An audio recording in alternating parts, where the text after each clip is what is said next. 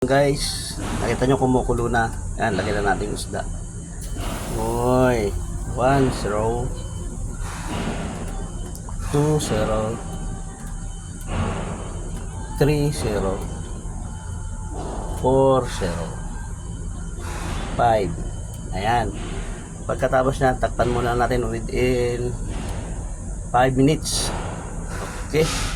Tapos lalagyan natin yung gulay. Yung talbos. Okay na yun. Katalon na yun. Lagyan natin ng asin.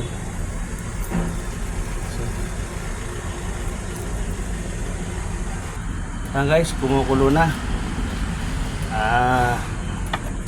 Diba tinatanggal natin itong sa gilid-gilid na yan. Diba? Ganyan natin yan. Basta hindi ko rin alam kung bakit tinatanggal natin yan. Ito daw yung taba-taba yata. Ngayon, okay na. Lalagyan na natin talbos. Guys, yung talbos natin, ang sarap nito, madami. Yung gamot daw rin ito eh. Ayan. Sarap yung puro ganito muna tayo.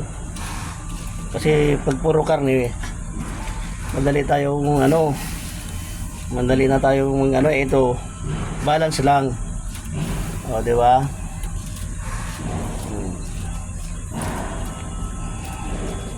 Tapos mamaya natin na yan ay ititimplahan natin.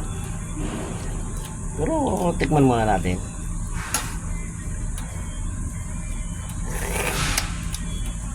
Malasa talaga pag sa kamatis.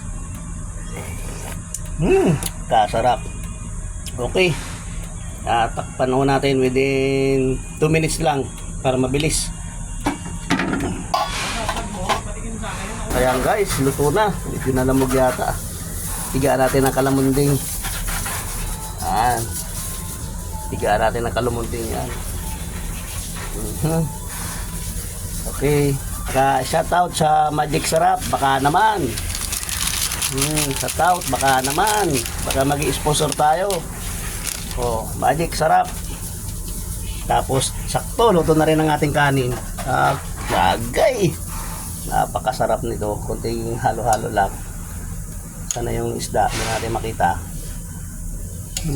Sariwa buo. Ayan kasarap nito. Tikman na rin mga kaidol. Butuhan na bukas. Tikman.